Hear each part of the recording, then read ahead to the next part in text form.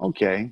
Um, Good morning, everyone. I'd like to welcome everyone to our first ever virtual retirement seminar, which is going to be conducted in sections.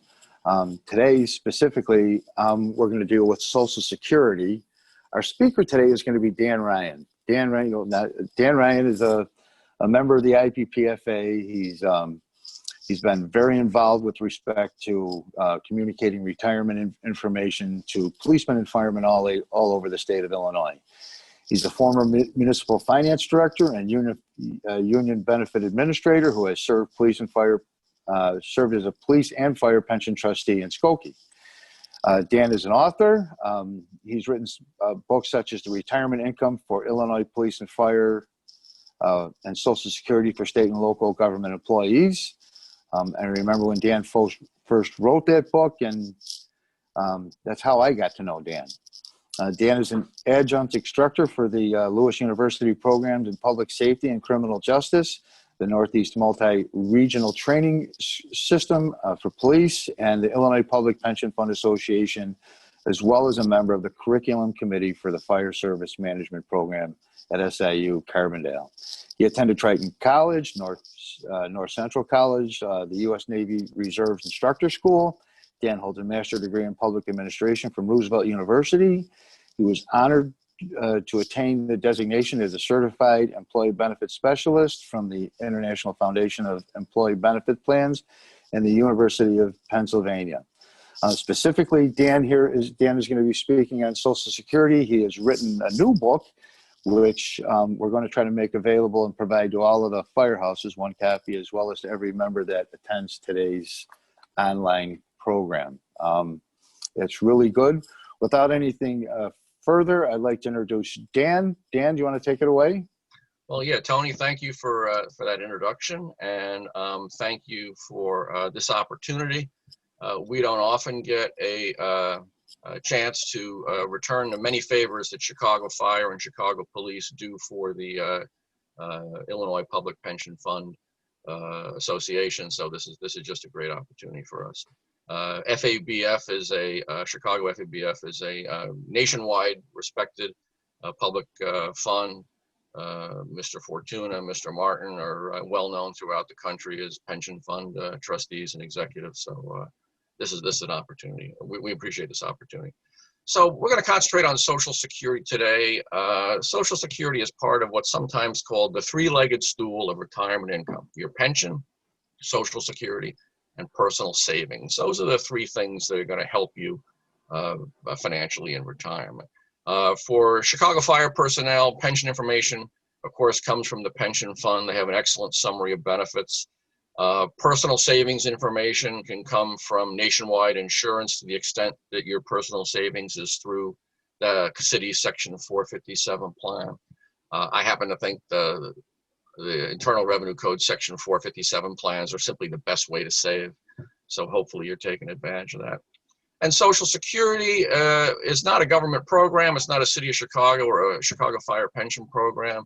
So they turn to us we've researched it, as Tony mentioned, I've written a book on it, to try and sort through how Social Security works for employees who are not in Social Security, specifically when they're at the firehouse. And that applies to Chicago Fire pension specifically.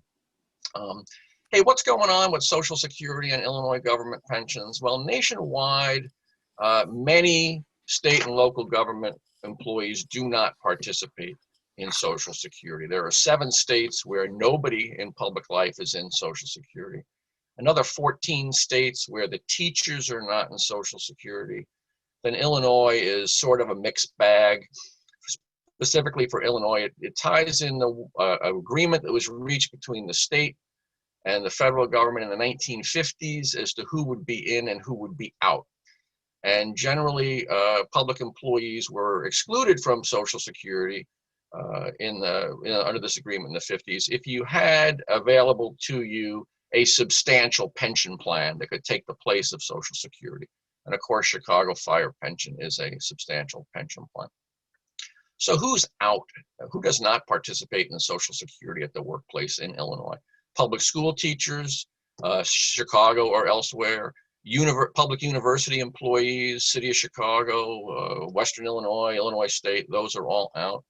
City of Chicago employees, whether in uniform or not, Cook County employees are all out. And then most of the downstate suburban police and fire individuals, they are also out of Social Security.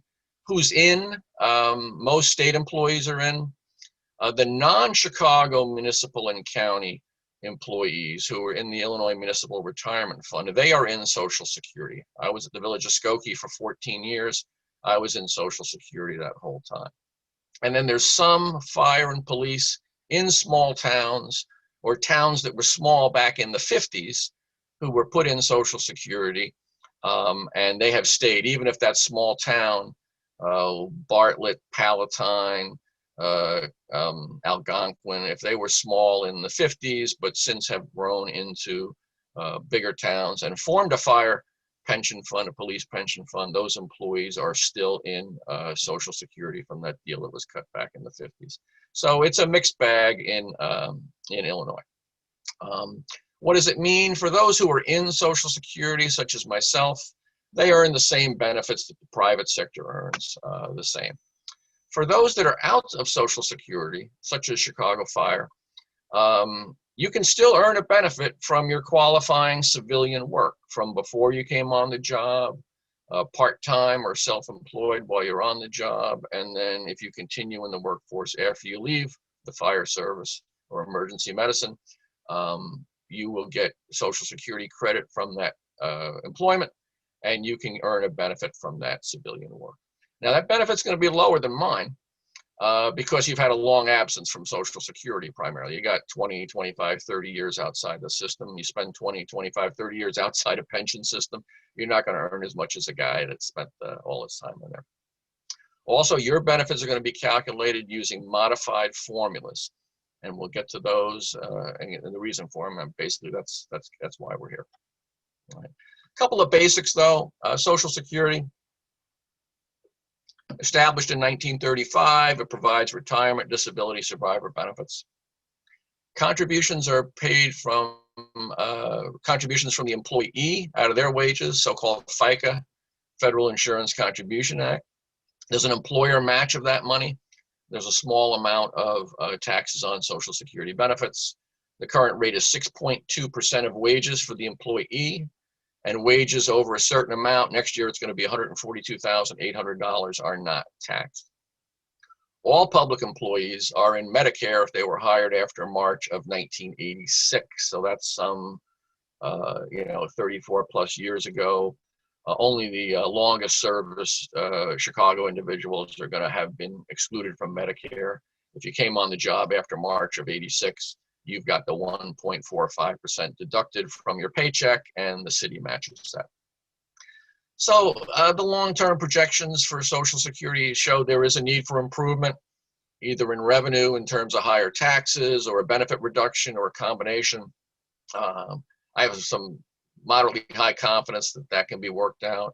Individual private accounts as a future for Social Security, those were discussed during the second George Bush administration. That never really gained any traction. Then with market crashes and whatnot, I think people kind of lost their appetite for that. So Social Security is going to be around pretty much in the form that it was signed back in the 30s. How do you earn a benefit? You earn a benefit when you've attained so-called 40 credits in Social Security covered employment. And a credit next year is going to be earned when you make $1,470. If you make $1,470 in 2021, you'll get one credit. That number is indexed. It's lower now. It was lower in the past. It'll be higher in the future. And you can earn up to 4 credits a year. So generally, a benefit is earned if you work 40 calendar quarters or 10 years total. Sometimes instead of someone saying 40 credits, you'll hear the phrase 40 quarters. You need to have 40 quarters. That's an okay way to express it, but it's technically 40 credits. And the difference would be, let's take a Chicago school teacher. She's outside of Social Security, but in the summer, she does some private tutoring or works for a vendor at the parks and earns $6,000 in the summer. She can get all 4 credits for the year in the summertime. It doesn't have to be spread out in calendar quarters. So most Illinois sworn personnel, I believe, will qualify for some Social Security benefit, and you'll know you qualify when you obtain in the mail a personal earnings and benefits statement showing that you've got 40 credits and giving you an estimate of your future benefit, or you can inquire at their website, ssa.gov. So what benefits are earned? This is a busy slide, but it's an important slide. This is from the National Academy of Social Insurance, and it shows what people earned in Social Security benefits for those who retired at age 65 last year, 2019. And the Academy broke it into 4 categories: low wages, medium, high, and highest. These are the second column is the median wages in that category. And then there's the benefit that they received in Social Security, the annual benefit. And then the final column to the right, we call that the replacement rate. That's a phrase in retirement. What rate of your wages were replaced by your benefit? And that replacement rate is shown in the far right-hand column.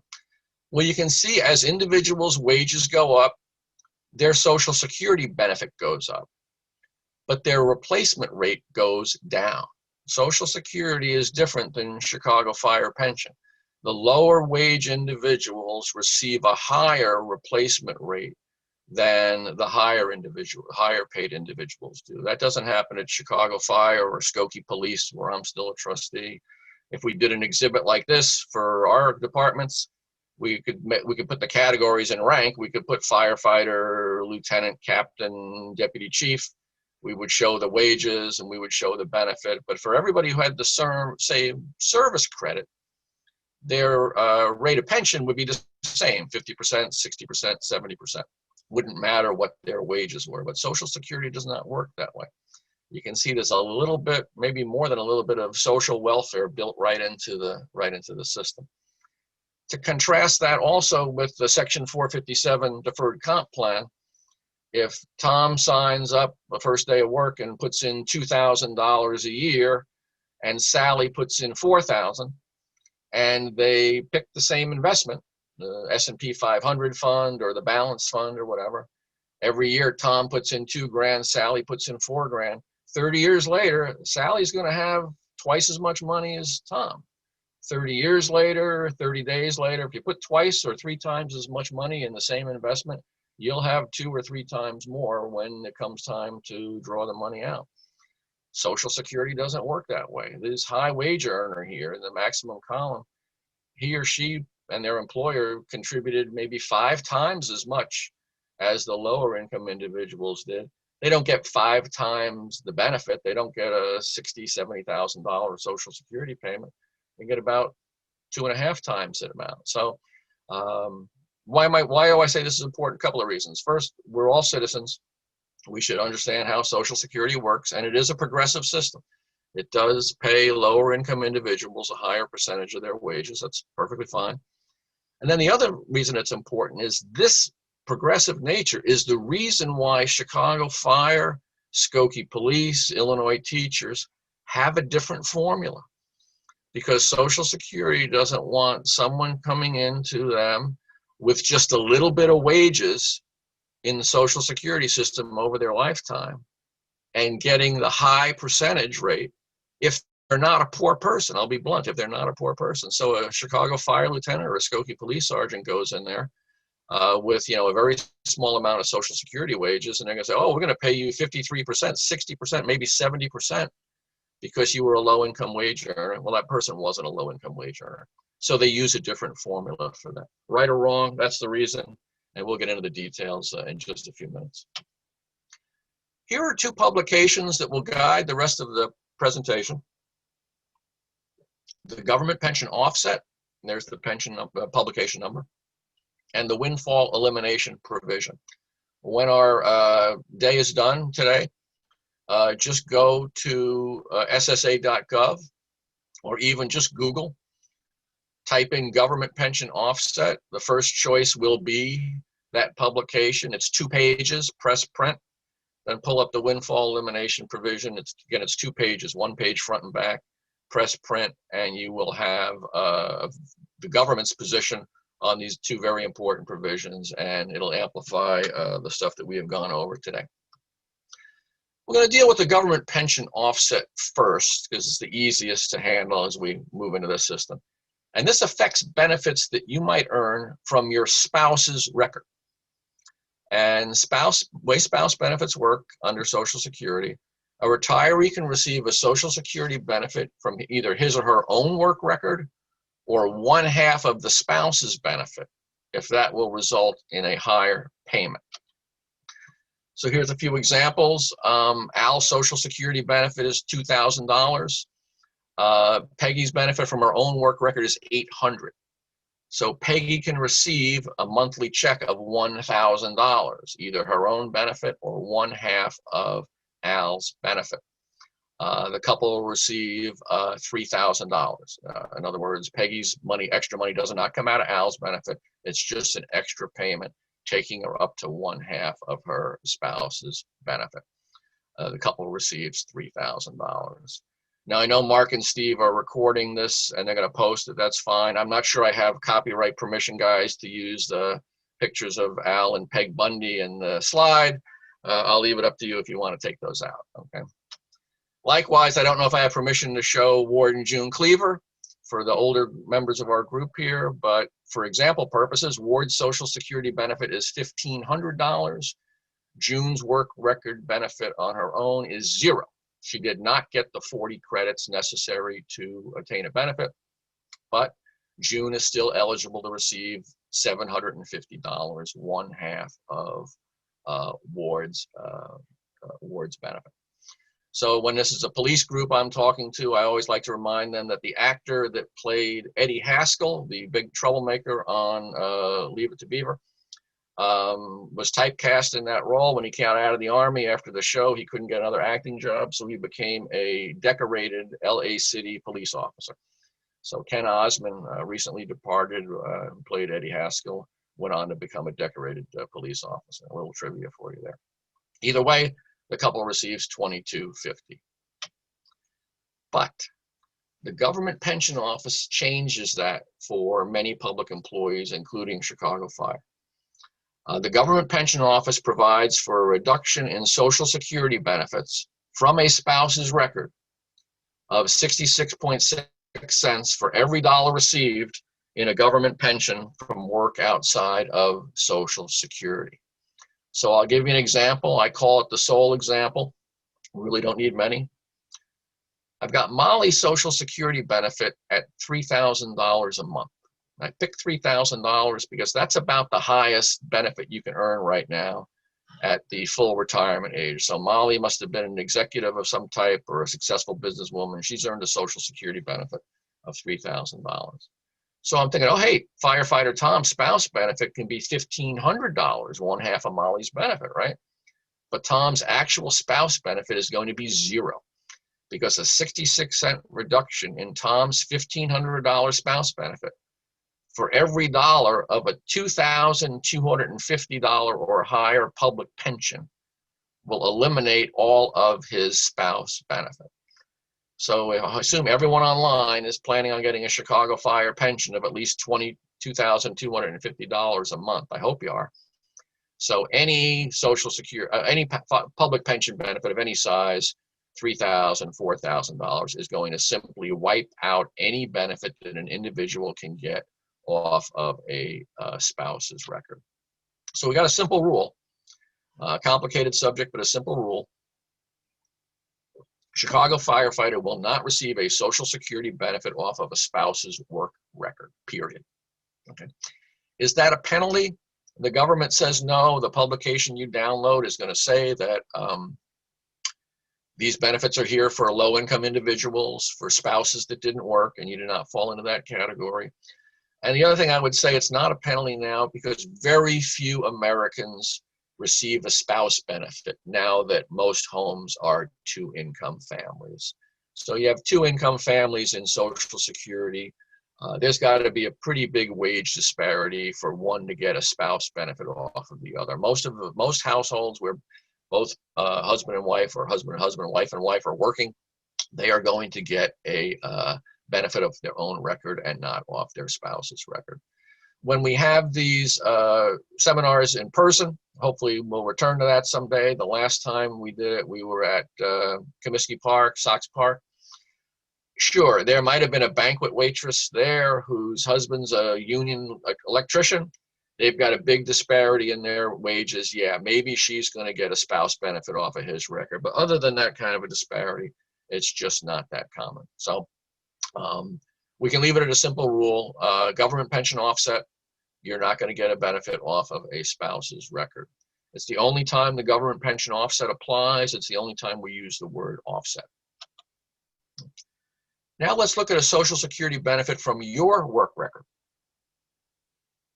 And to explore how Social Security works, let's just do a quick refresher on how a public pension system works. For comparison, consider your Chicago Fire pension. It's calculated using your final salary and a percentage based on your years of service. So I'm more familiar with the suburban systems, but half pay is a 50% replacement rate. Duty disability benefit is, in our world, a 65% replacement rate. So we take this, your length of service times a percentage, and it equals a replacement rate. We multiply that by your final salary. Okay, Social Security has some things in common with that and some things that are different. First of all, it's calculated using a retiree's salary over his or her almost entire working life, 35 years, right? That's a long time, but it's indexed for inflation. So if you're thinking, man, 30 years ago, I was only making $10,000, that's okay. Back after you got out of school or the service, you had a low paying job, it's indexed forward to today based on inflation. So, but it doesn't cover your basically entire working life, 35 years. Then those average wages that you get, we average that, is replaced with varying replacement rates. So here's the 2021 formula. This just came out, that's why I've updated it to 2021. The first $996 in monthly wages is replaced at 90%. The next 5,000 monthly wages at 32%, and anything over that is replaced at 15% up to the taxable maximum. So there's 3 different replacement rates. And here's some examples of how that works for the mostly civilian world. Take a look at that guy in the middle. He had an average monthly wage of $1,350 a month. He gets most of it at 90%, part at 32% for a benefit of $1,010 or a 75% replacement rate.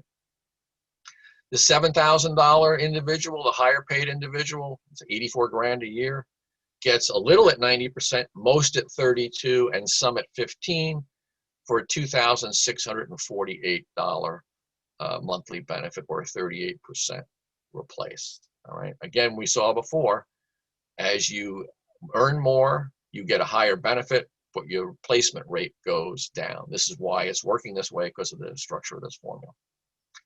But then there's this thing called the windfall elimination provision.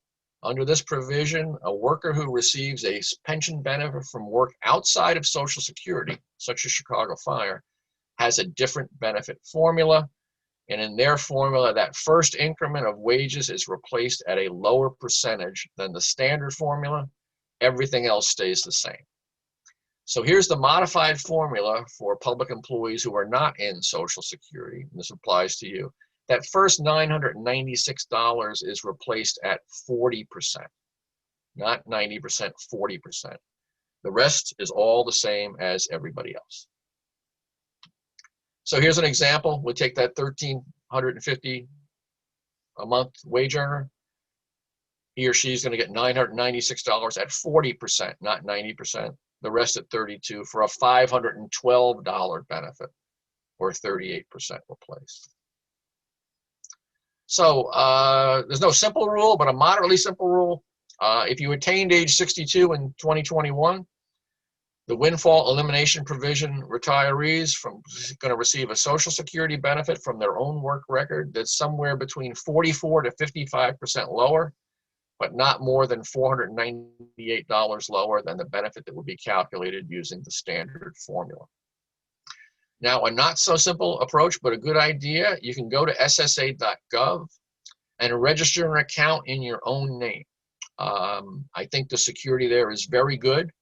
I'll leave it up to you if you want to do that. You're going to have to put in your social security number and some other identifiers to let them know that it's you. They're going to ask you some questions that you will then know you're only talking to the federal government. So the security is pretty good.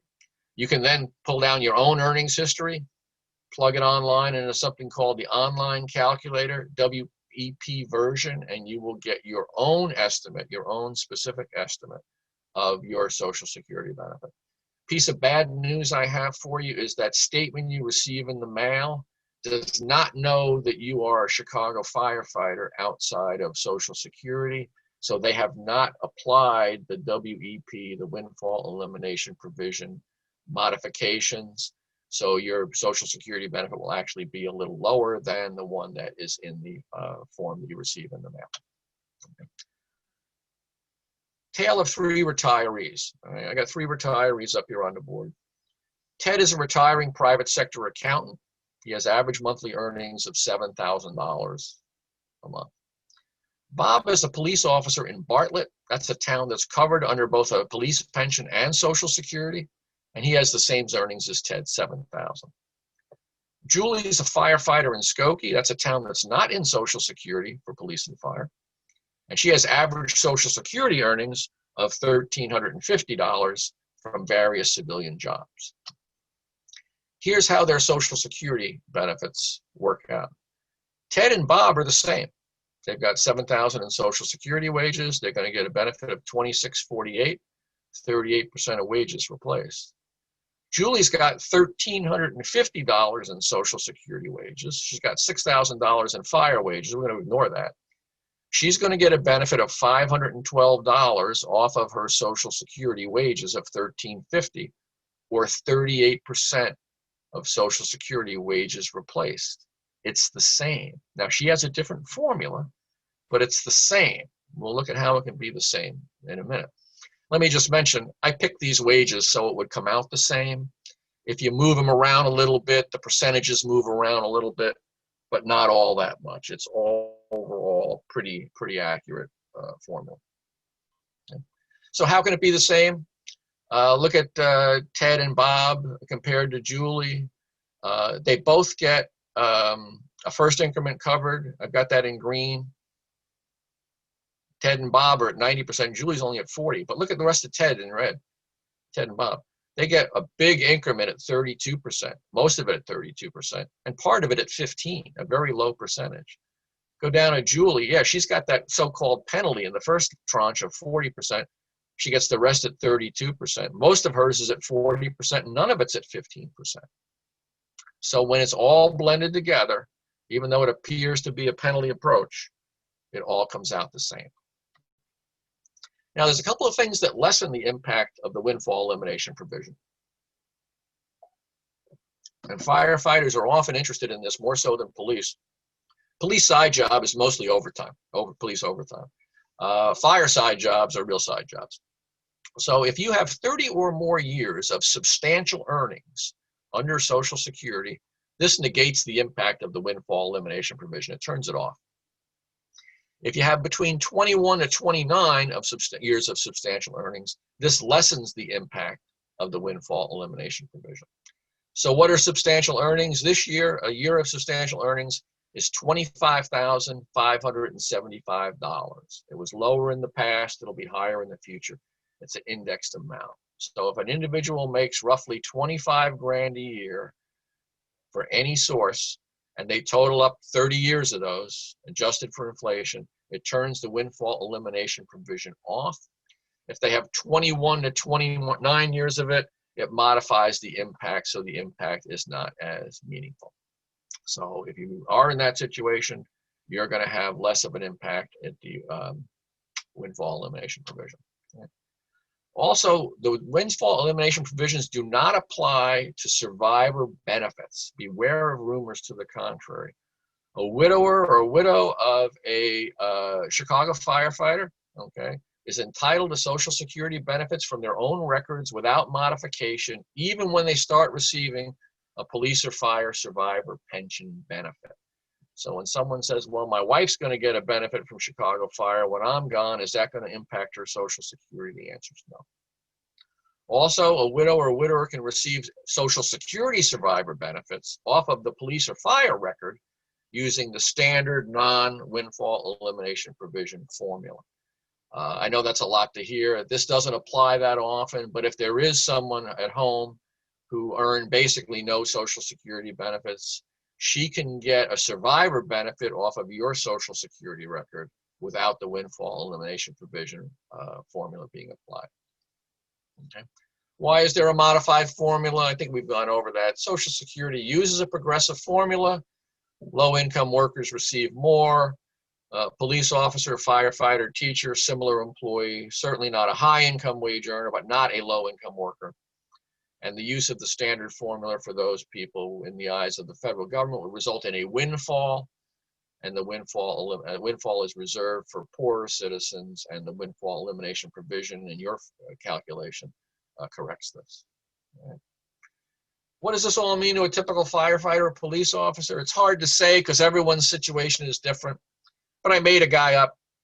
I gave him civilian earnings of $5,000 a year from age 18 to 21. These are all in today's dollars. $30,000 a year till age 25. Then nothing, zero, until age 55, because he's at the firehouse for 30 years. And then 50 grand a year from 55 to 65. That person will receive a Social Security benefit under this windfall elimination provision of $567 a month. Now, if you say, hey, Dan, most people don't earn that much after they leave the job or whatever, okay, fine. If you earn more than that amount I show, that 567 will be higher. If you earn less than that, the benefit will be lower. But that's just an estimate. People ask, I like to try and give them something. Okay, rumors. One of my favorite quotes in history: a lie gets halfway around the world before the truth gets its pants on. Okay, bad information spreads on the rumor mill a lot better than good information does. And there's a lot of bad information out there on Social Security for public employees. It seems to be everywhere. So here's some rumors I've heard over the years. Sometimes they're good. I've got friends on the job, Chicago, Evanston, Skokie. They've gone down to Social Security to get their estimates or to get their actual benefit and are generally surprised, generally pleased that they're going to get as much as they're getting. They said, I've heard over the years, you only get nothing, you hardly get anything. That's not true, and they're coming back from Social Security pleased with what they're getting. A very bad rumor, I hear it all the time: Illinois teachers get no Social Security, even from non-school work. That is simply not true. If you get your 40 credits, you are entitled to a benefit. It's going to be modified, but you are entitled to a benefit. It's never zero. Think about it. There's a formula. It's in the publication, right? There wouldn't be a formula if you didn't get a benefit. It would just say no benefit. So the very existence of the formula makes that rumor totally false. Another bad rumor that civilian government employees with civilian jobs that are in Social Security are subject to these rules. That is simply not true. So if you have any friends that are public employees, suburban or downstate, and they're in Social Security, these things do not affect them. As I mentioned before, a real bad rumor: when I die, my police survivor benefit, my fire survivor benefit will reduce my wife's Social Security she earned on her own record. Simply not true. Most of these rumors are wrong. So here's the good news. You can deal with it. You're an expert now. You've sat through this. You're going to download the publications and look at them. If you hear something contrary to what you think is true, always go back to those publications. Police, fire, teacher benefits are impacted by the windfall elimination provision and the government pension offset. And if it's not in the publication, it's not true. So you can check the information. If someone has something you think is wrong, ask them where they got it. What's your source? Most of the time it's some guy. Oh, we had some guy at the union told me this. Some guy at the teachers committee told me that. If the source is some guy, forget about it. So it's a little paradoxical because even though Tony gave me a nice introduction to all my degrees and qualifications, who am I to you this morning? Well, I'm some guy, well, I heard from some guy on a webinar, Chicago Fire Pension, that this is the case. So I don't want to turn this into the battle of some guys.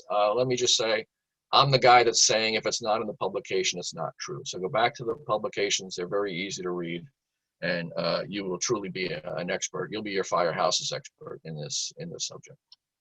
Okay. Now, I entitle this part help Social Security get it right, but it also underscores the structure of what we're talking about. There's a question on a retirement application, question 14A. Are you entitled, or do you expect to be entitled to a pension based on your work not covered by Social Security? And I put the bold on the your and the not. So an IMRF member, a cop that is in Social Security, and most importantly, surviving Chicago Fire Police spouses will answer the question no. Even though even though the widow might be getting a Chicago Fire pension, it's not based on her work, it's based on his work. So the answer to that question is no, and Social Security will properly not apply any of the alternative formulas. But sworn personnel, such as Chicago Fire Police, who are not in Social Security during their careers, will answer that question yes. And then that will apply the government pension offset and the windfall elimination provision to your benefit calculation. Legislative initiatives, real quick. There's two types of legislation being considered to deal with this. Complete repeal and a modification.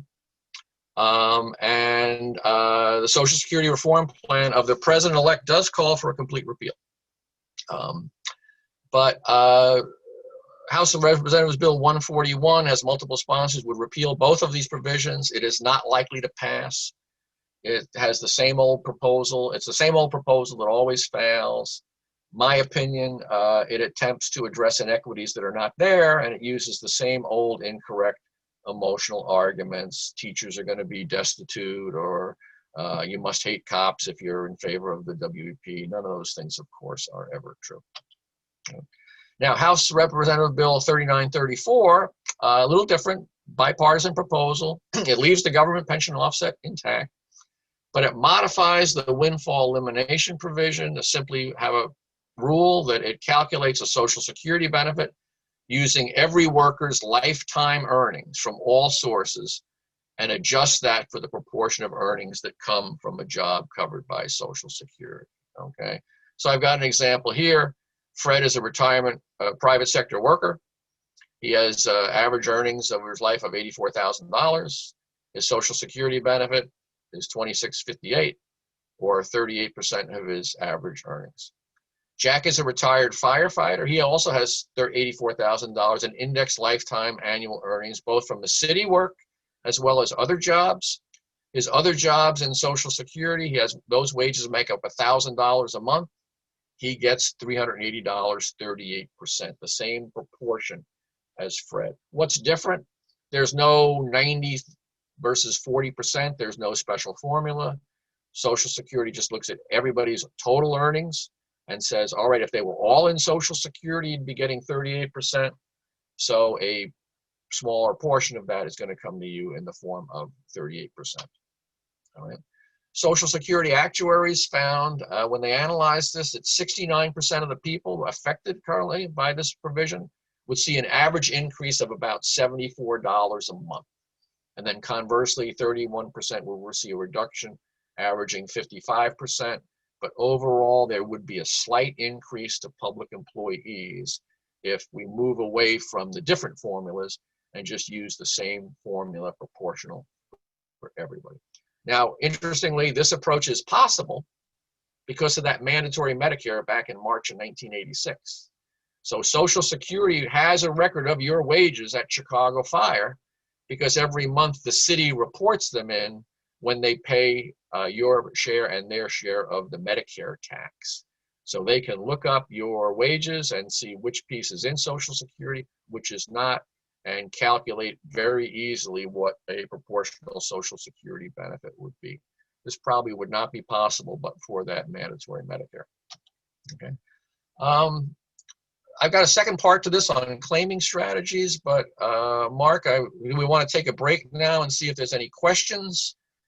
If there's a mechanism for people to ask questions, otherwise I can move on to the back part of the presentation. What's the preference? Sure. If anyone has questions, they can tap on their screen, assuming they're on their phone. Otherwise, if they're on a computer, there should be a Q&A button on their screen where they can enter a question, and it'll alert me that there's a question, and you can answer it live, or again, we can wait to the end of the presentation if you wish. All right. Well, since people are just going to start doing that, why don't I, rather than have a bunch of dead air, why don't I move into part 2, and then we'll answer the questions at the end. All right. Sure. Very good. Okay. Social Security claiming strategies. How do you draw out your Social Security? This isn't unique to Chicago Fire, Chicago Police, Skokie Police. But if we were live, I can promise you there would be questions on this. So I decided to include it in sort of a part 2, small part 2 to the presentation. Social Security can be claimed at different ages, from age 62 to age 70, and the longer you wait, the higher the benefit. Married couples, you can claim it at different times. A wife could start her benefit, our own record, at 66, but the husband might delay till 70. So you can kind of balance the two if that's your strategy. Also for married couples, there were what I would call sophisticated but complicated claiming strategies that were available to people up until April 1, 2016, and is still available to those people if they were age 62 by that date. Otherwise, it's sunset on everybody.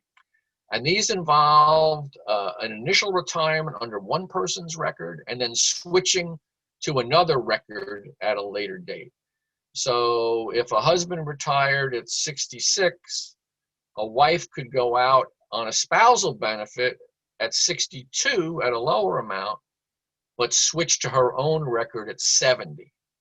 So you had a chance to select one option and then later switch to another to your financial benefit. This was, like I said, it was cut off if you weren't age 62 by April 1 of 2016. It's no longer available. I think it's good that it was no longer available. I think it was a loophole that did not serve the system well. It primarily helped very high income individuals get more Social Security benefit, which certainly shouldn't have been anyone's goal. But if you do fall into this category, you could do some research, maybe get a professional financial CFP type guy, certified financial professional who knows this, to help you out. I'm not an expert in claiming per se, and this is an area where you probably need a little bit of help. Okay, so selecting the proper strategy is important. It may not be that important if you have a fairly small benefit. Okay, so let's start with the concept of the full retirement age, what Social Security Administration calls the full retirement age. All the formulas I showed before determine benefits of the so-called full retirement age. And if you were born 1954 or earlier, your full retirement age is 66. If you were born 1960 or later, it's 67. And between those years, it's a proportional amount. 60, for example, 1957 is your year of birth. Your full retirement age is 66 and a half. If you claim your benefit before your full retirement age, two things happen. The benefit goes down, okay? And you are also subject to wage limitations. So, and the wage limitation in 2021 is going to be almost $19,000, $18,960.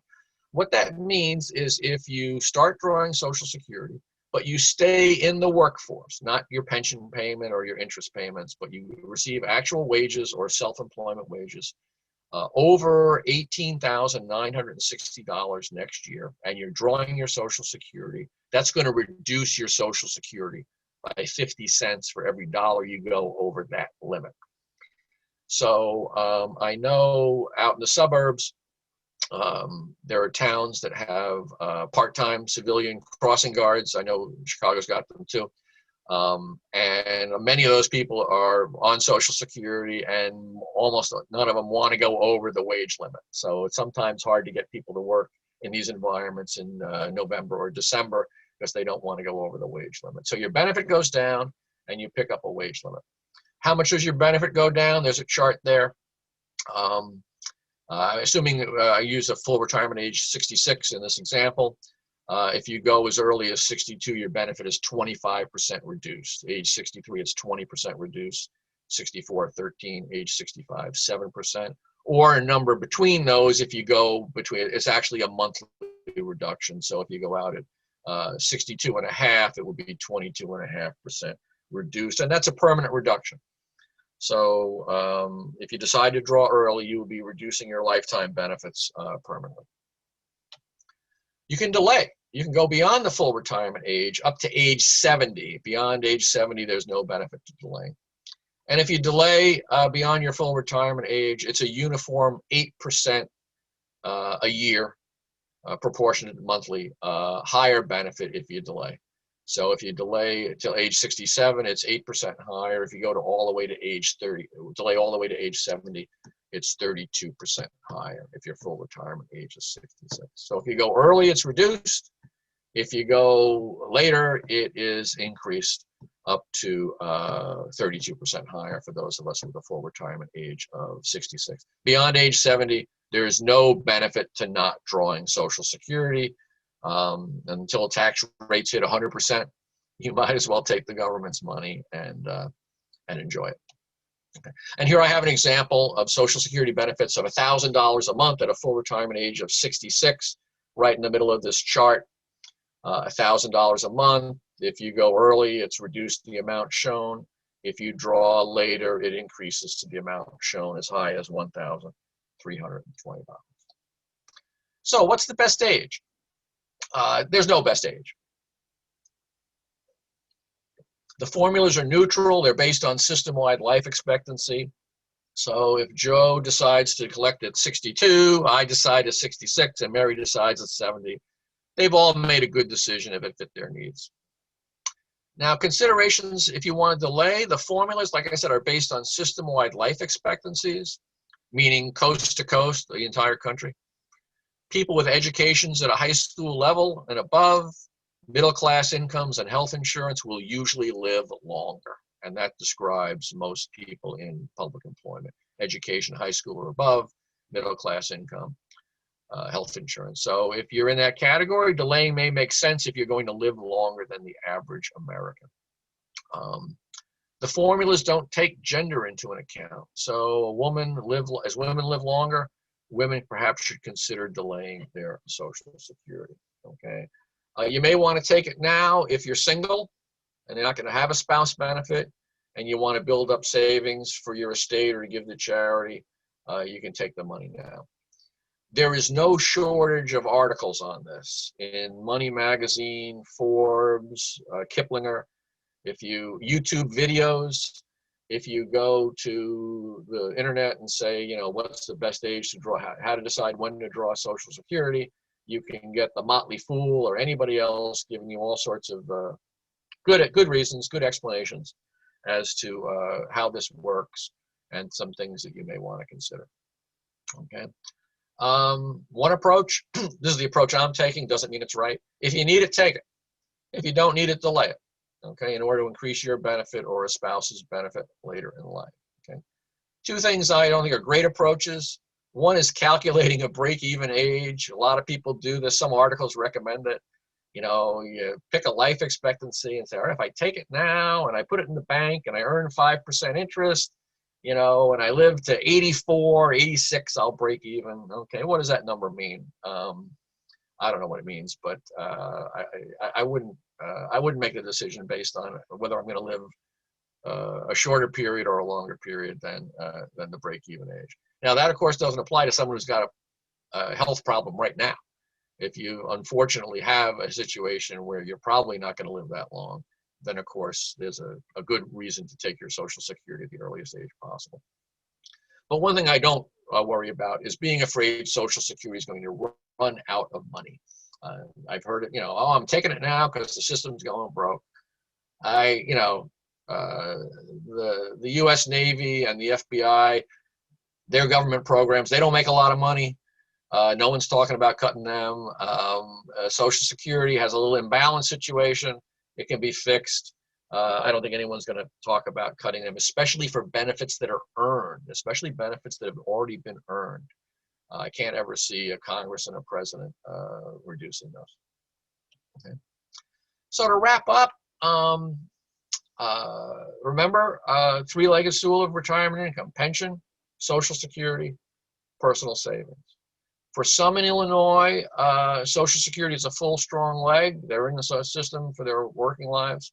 For most fire and police, Social Security will be lessened by their career outside of Social Security, but you'll still receive a fair benefit. It might even get a little bit more fair if the newly introduced legislation passes.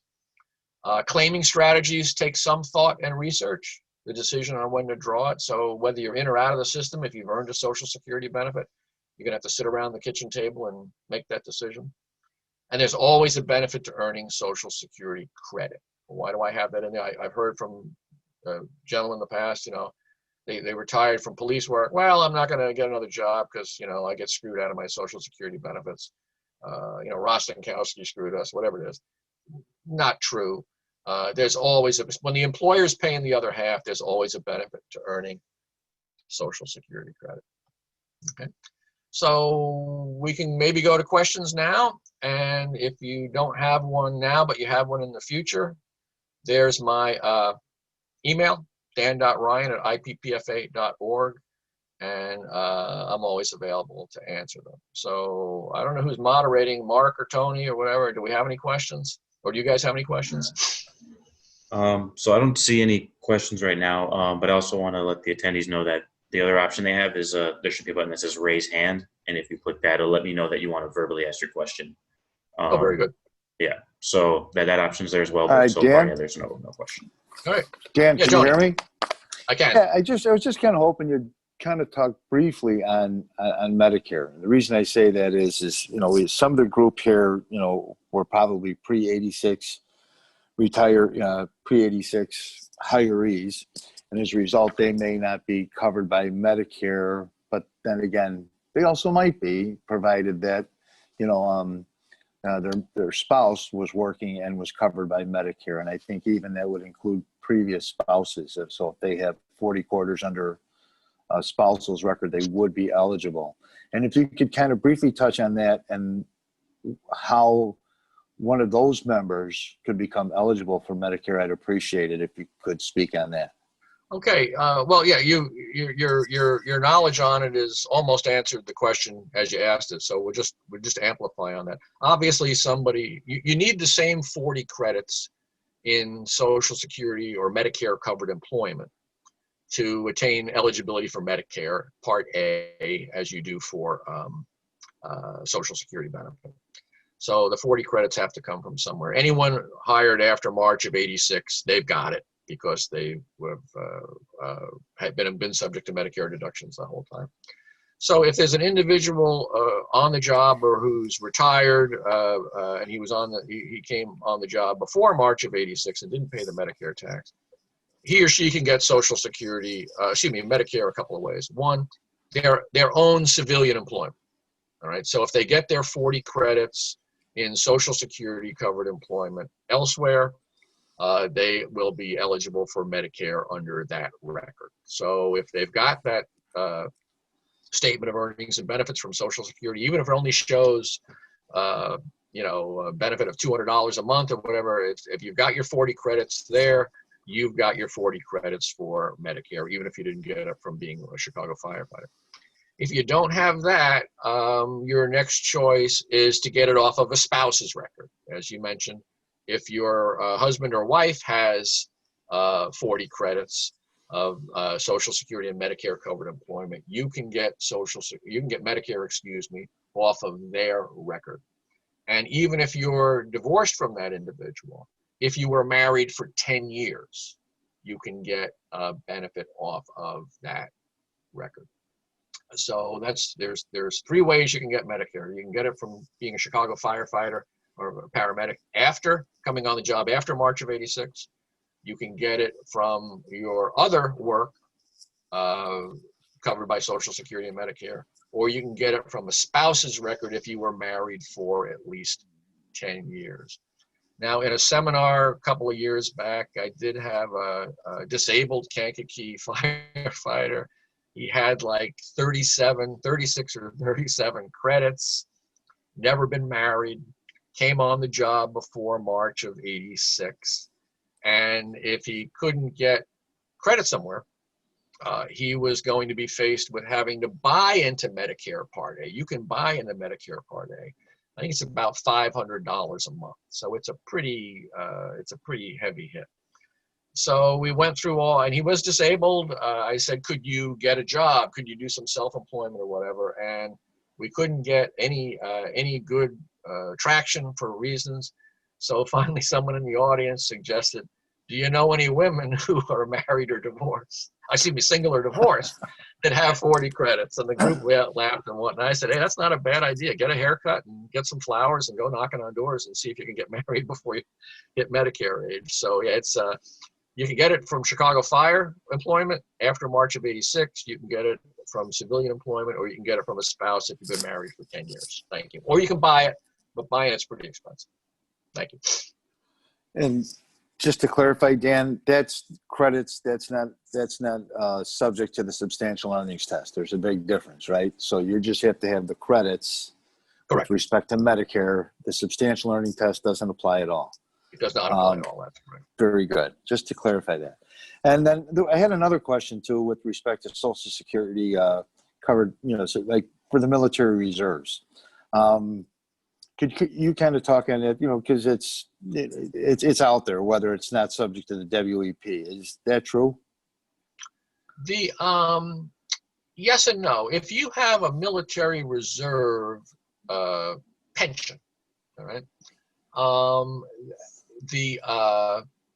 this would be for people who are other than Chicago Fire or Police. Because if you're a Chicago firefighter or a Chicago police officer, you're going to be subject to the WEP because of your Chicago Fire Police pension. But if there's a civilian worker out there or somebody who's in Social Security, but they also have a government pension, a U.S. government pension from work not covered by Social Security, then the WEP would apply to them. I mean, if you have a pension from work not covered by Social Security, it applies, all right? But here's the good news. I was reservist myself. The wages are low, the pensions are low. You're gonna pass the substantial earnings test from your full-time job. Your full-time job will get you over that, as long as you made $25,000 a year adjusted for inflation. So if I was a Navy reservist, I wasn't in long enough to get a pension, but if I was getting $500 a month from that, it does technically turn on the windfall elimination provision, but I've also got my full-time job at more than 30 years of substantial earnings. So it would turn it on, Tony, but then the substantial earnings would turn it off. Anyone who's going to get a reserve pension shouldn't be worried about it, quote, messing up their Social Security. Very good. That was pretty important. I don't know. Are there any other questions out there from anyone online? Oh, we do have one question. I just put answer live. I'm not sure if you guys can see it. If not, I can just read the question out loud. Why don't you read it? Yeah, Mark? so it's from Bob Aska. Is there a certain month you should apply for Social Security? The from what I understand, just like Medicare, they recommend 3 months before you would like to begin drawing. Okay. And I also understand that you can get up to 6 months retroactive. So if you decided to go in at age 68, you could pick age 67 and a half as your draw date and get 6 months retro. Of course, that's going to be at the 67 and a half age amount, or you can draw at age 68 when you walk in the door, say that's the date you want it to start, and then there'd be no retro payment, but it would be a little higher benefit. So I haven't drawn yet myself. I actually am 68. I'm planning on deferring till 70. But I did go through this with Medicare, and they suggest 3 months ahead of time.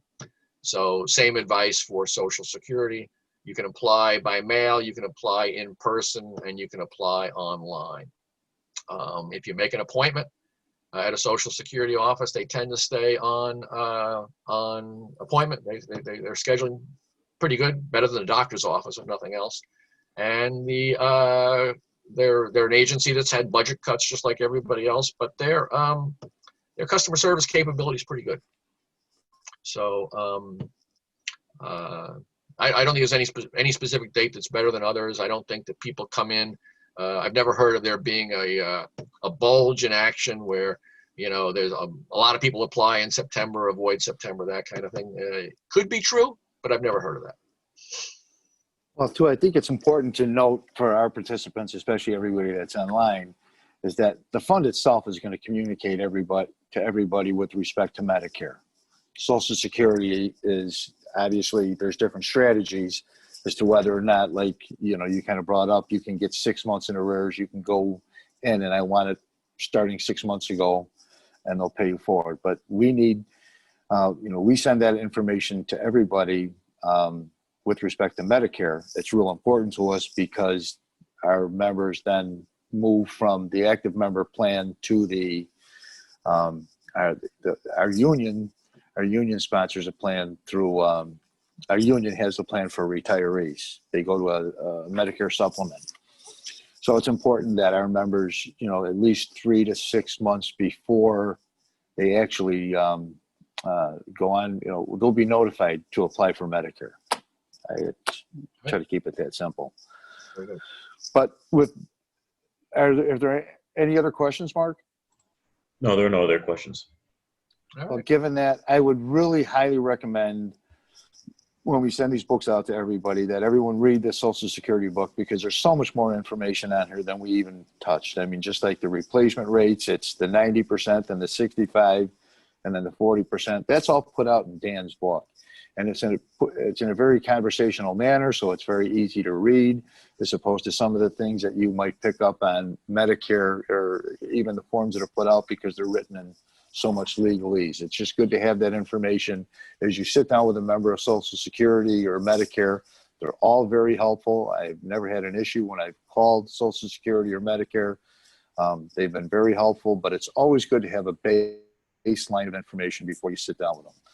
Without anything else, I'd really like to thank you, Dan, for coming out and stepping up to help us out with this. Thank you. Tony, appreciate everything your members do on the job for public safety, and glad I could be just a teeny tiny part of it. I appreciate it very much. No, really, thanks. Thanks, Dan. All right, Thank you. take care.